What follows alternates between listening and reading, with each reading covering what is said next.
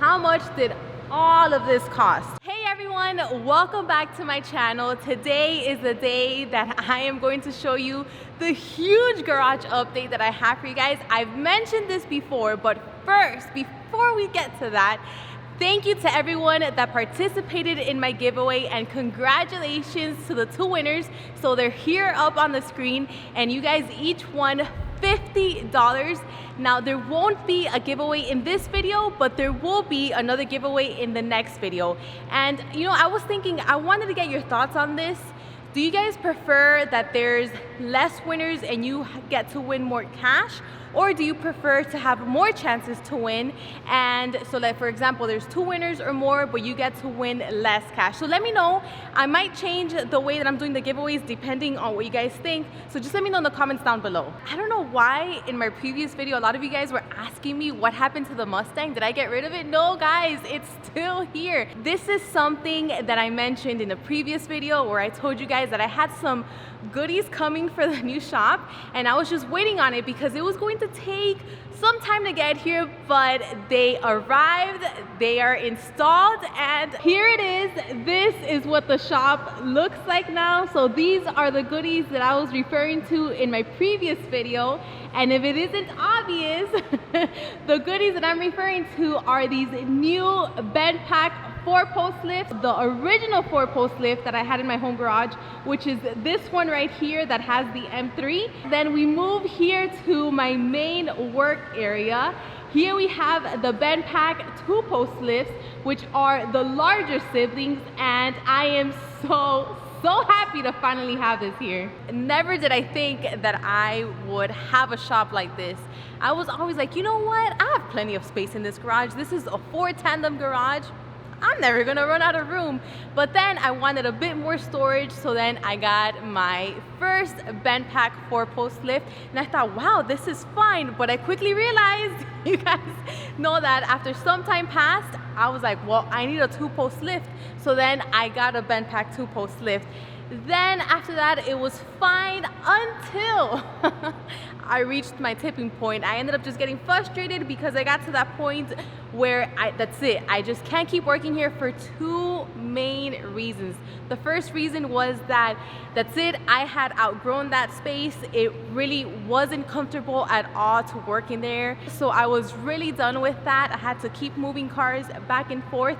And then the second thing is that I was like, well, that's it. I honestly can't get any more cars because there's no more space. So then after that, I was like, you know what? I need something bigger. I need to move to a bigger space, something where I can actually have room for a lot of cars, room for storage, but also plenty of room to work, somewhere where I can have a 2-post lift where I can stand upright and be able to work under the car comfortably. So that's where these 2-post lifts come here, and I am so happy that I will no longer have that height restriction. And the other thing is that, of course, I wanted somewhere where I can have plenty of storage but within budget. And of course, so here we have more BENDPAK 4-post lift, which just makes it so easy to afford more storage. But anyways, now let's get started with just going over the details and starting with the BENDPAK 4-post lifts. These two new ones are very similar to the other one with the M3 that you had at home, but they are not. They have a few differences, so I just wanted to show you this. So these two are the BENDPAK HD9s. This one that I had in my home garage is the BENDPAK HD7W. So the first difference between these two is that these are the HD9 because they have a maximum capacity of 9,000 pounds, so hence the name. And of course, you can probably guess now with the HD7W, that one has a maximum capacity of 7,000 pounds. Now, why are the names slightly different other than the number? Why is this one HD7W and these ones are HD9? Is it because this one's a little bit wider than this one? No, so they're actually the same width. So the HD7W and the HD9 are the same width. The only difference between this one with the name is because this one you can get it, the HD7, you can get it in a narrow configuration, but I chose to get it in a wide configuration because when I initially got that one, Chris had the M6 and that car is pretty wide. So wanted it so it's able to fit that car on this one. So that's why I got the HD7W, which is the wide configuration. But you can get it with the narrow configuration if you don't have a car that's as wide as the M6 or any other wide car. So these are the same width, all three of them. And there's another difference between these. So at a quick glance, they all look similar, but if we come here just a little bit closer, if we take a look here at the columns, you can see that this is the column for the HD9, and then this is the column for the HD7W. So you see that there's a difference here. So the one with the HD9, that one is shorter, and this one is taller. So the HD9, the lifting height is about 74 inches, and the HD7W, the lifting height is about 86 inches. So that's why you see the difference here with the columns. So that means that this one, the HD7W, you can lift up the car higher, and if you, of course, I didn't have the space on my home garage. If you're not restricted, you know, assuming that you have the clearance there with the height, then you can lift up the car higher. This one you can't. And I'm also guessing, this is just a guess about me, since this one has a higher maximum capacity in terms of weight, maybe they made it just a little bit shorter, just because if you're lifting something that's a 9,000 pounds, which is a lot of weight, then maybe you don't want it to go as high. But that's just maybe my guess here. Another difference that I noticed between these two, and this is something that I noticed after the installers finished installing this and then they were just testing them out, is that this HD9, these lifts, they lift just a bit slower than the HD7W. I'll actually lift up the Camry here in a little bit so you guys can see the difference here. I'm not sure if it's just because it's the HD9 and it has a higher capacity in terms of weight. So maybe if you're lifting something that's that heavy, you want it to go just a little bit slower just for safety reasons. Or maybe, maybe the reason is just because I have a 110 volt here in this shop. There's something that I've been wanting to try because I have the clearance now. On the website, I see that here on the HD7W, they have like some tall vehicles underneath there. They even have a boat. I've seen a boat underneath and then a car on top. I've seen a pickup truck. I've seen an SUV. So if you do have, let's say, a tall vehicle that you want to park underneath and you have a car there, then it should work. So I'm thinking maybe I should try the Raptor, because you guys know that is a very tall truck.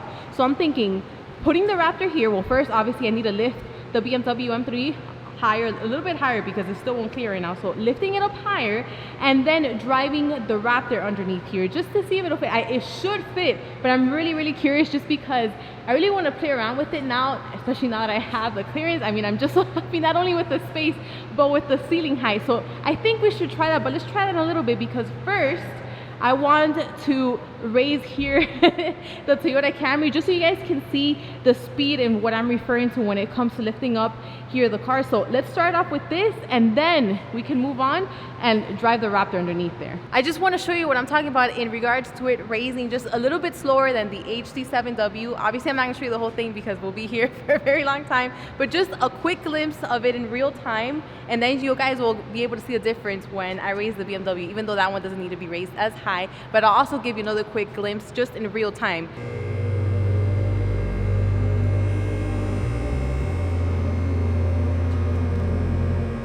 So another thing that I wanted to show you, and you guys can see this clearly now instead of just trying to visualize it every single time that I was mentioning it, is the layout of these 4-post lifts, how I was referring to that I wanted them diagonal here instead of them being parallel to how the Camaro is. So this is exactly what I was referring to, and now that they're actually set up and installed, you know and you see exactly what I meant. This is what I was talking about in regards to having them at an angle here diagonal.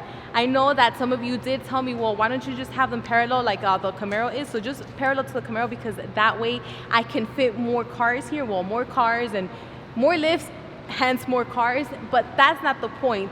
The main reason that I have these 4-post lifts here at an angle is because of comfort, and it's just ease of access. Here I can just drive up a car, and it's just so much easier just to drive it through the garage door and then just drive it through the lift, instead of just going a few more steps if I were to have them parallel. So for me, this works a lot more.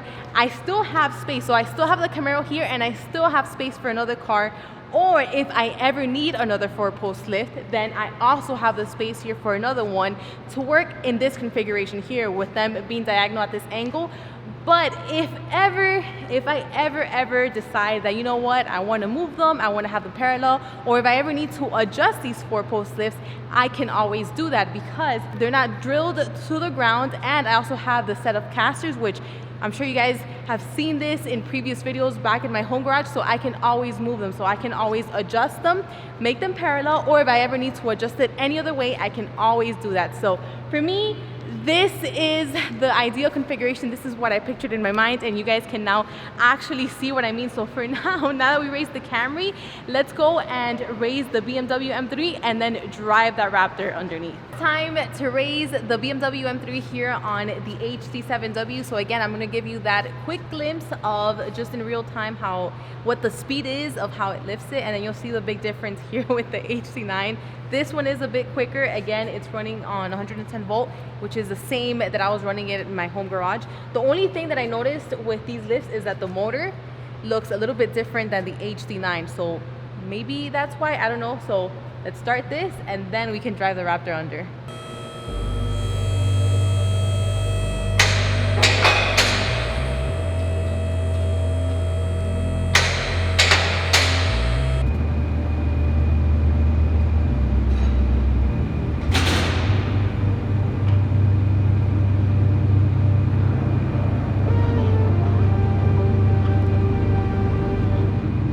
I knew it was going to fit just because I looked online and the height of the Raptor was shorter than the maximum height for the BENDPAK HD7W lift.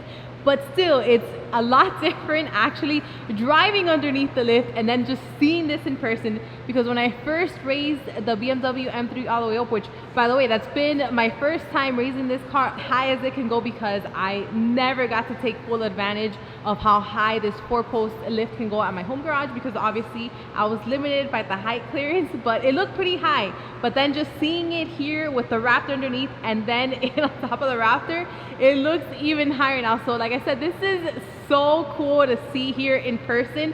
I'm never going to use this configuration because I have no need whatsoever to just leave the Raptor here and then just have a car on top of it. But it is nice to know that it can happen. So if you have, obviously if you're not limited with any height or you're not restricted with the low ceiling, then it's nice to know that if you have a Raptor and you have another car, this can work. If you have just a tall vehicle. This is my favorite here, the BENDPAK 2-post lifts. These are the BENDPAK XPR 10AS, and you can tell that they are vastly different from the 2-post lift that I have in my home garage. These are just a lot larger. You can raise the car up a lot higher, and I'm not sure if you can tell, there is a difference here with the columns. These are asymmetric, so pretty much they're here at an angle and they're pointed towards the outside. Now, of course, you can probably already guess by the name, they have a maximum capacity of 10,000 pounds. So this is, yes, a lot more than my home garage. And of course, they can go a lot higher. So the maximum height, including this pad, which is these black things right here, because these add 3 inches, is 73 inches. That is a huge difference from the 2-post that I have in my home garage. Just because this time, again, I'm just so happy with just a lot more room and a lot more space. I can lift up the car a lot higher, and I can actually stand underneath the car without having to just crouch down. So I can stand up straight and have plenty of room to work under the car, which is something that I'm just so excited that I wasn't able to do in my home garage. Now just keep in mind, the lift, the 2-post lift that I have in my home garage, it's designed just for a lower seating for those that don't have the advantage that I have here in the shop. So that one is designed for a 10-foot ceiling.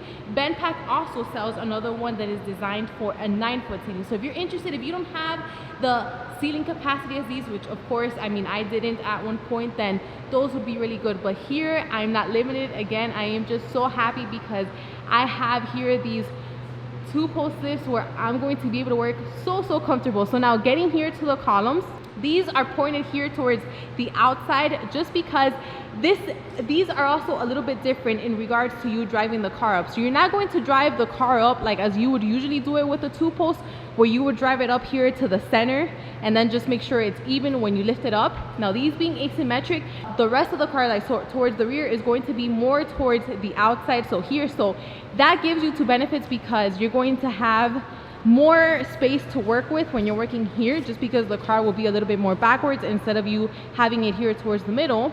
But its arms, that's why these are asymmetric, it's going to lift up the car.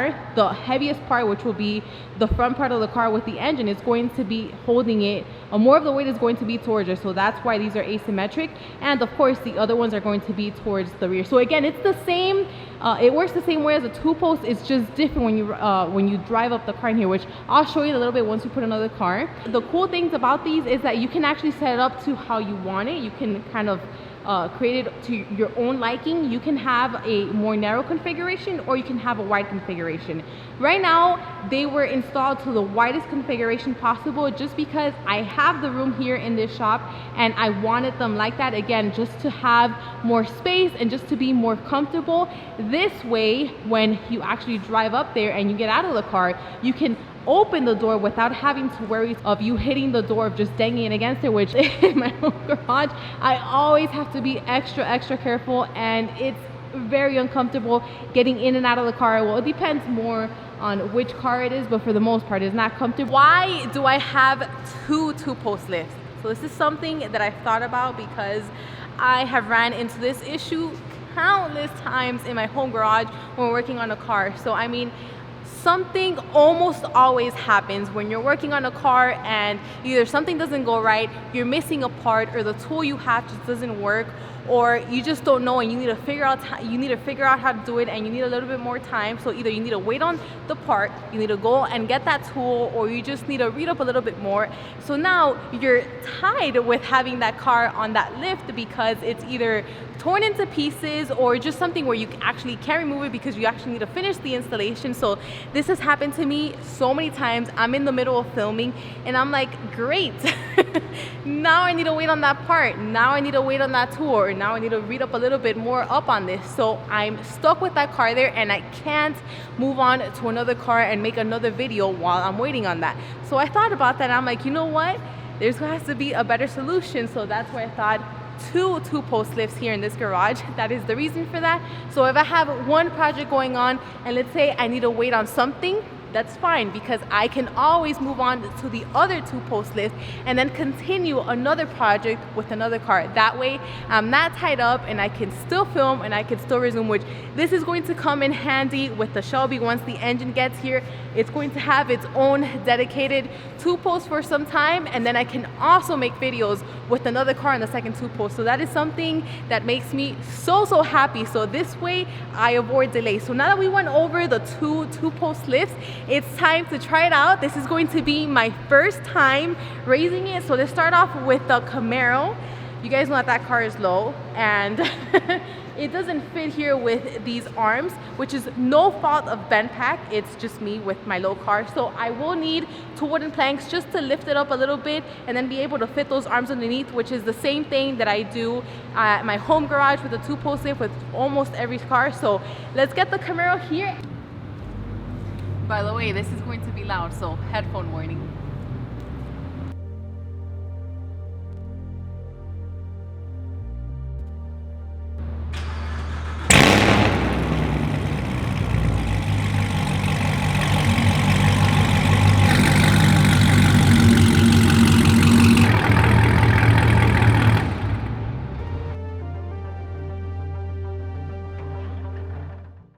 I want to show you exactly what I was referring to earlier, in terms that it's not directly here in the middle of the car like a regular 2 post.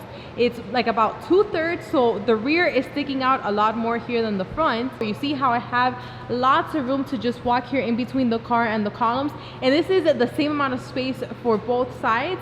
And then the other thing, which is this is one of the best things here, is that if you open the door, you have plenty of room when opening the door, so you have more than enough room to step in and out of the car very comfortable. Very, very happy here with just having this wide configuration here. So let's start by raising the Camaro. Let's see how this goes. And by the way, I already know someone's gonna be like, what is that right there? Please ignore this. This is temporary. Eventually I'm going to have these lines just ran here, but that's a different project. So let's try raising this up. I'm also going to give you a quick glimpse of real time. This is also on a 220 volt, which is something I forgot to mention. The 2-post at home is also on a 220 volt, so it does lift up fast. So I'll show you exactly what I mean. So let's get to it.